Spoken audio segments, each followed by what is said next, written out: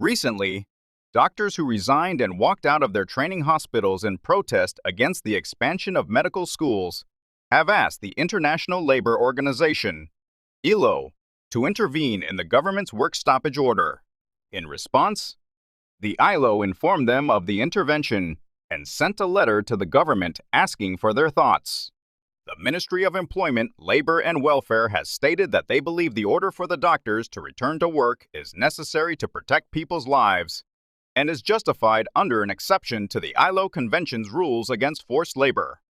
Today, we're discussing the International Labor Organization, ILO. International Labor Organization.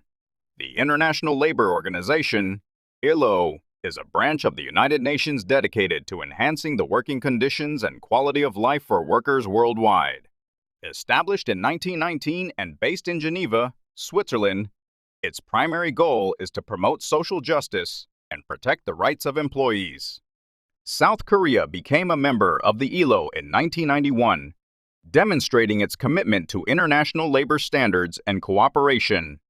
The ILO has government, worker, and employer representatives in each member state, each of whom speaks and votes independently. Currently, the ILO has branches in the Americas, Africa, Europe, Central Asia, and Asia Pacific.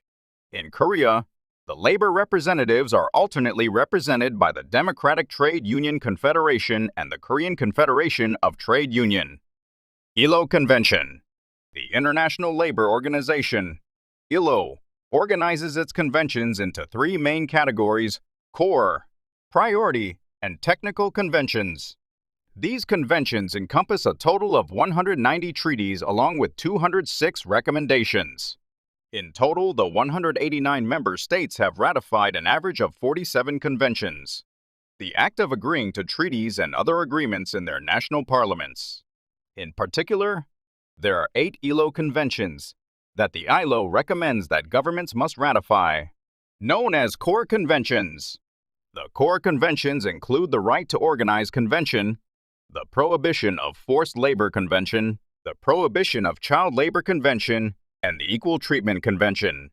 Until 2021, South Korea had ratified only 2 core conventions of the International Labor Organization, ILO: the Convention on the Elimination of Child Labor and the Convention on the Protection of All Persons from Discrimination and Equal Treatment. This limited ratification was attributed to the historically confrontational labor relations in South Korea. However, during the Moon Jae-in administration, there was a significant shift.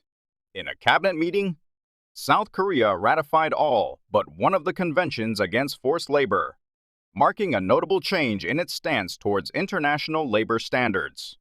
The key convention that we have not yet ratified is the Abolition of Forced Labor Convention, which requires states to not use forced labor as a sanction for holding or expressing views that are ideologically opposed to the existing political, social, and economic system.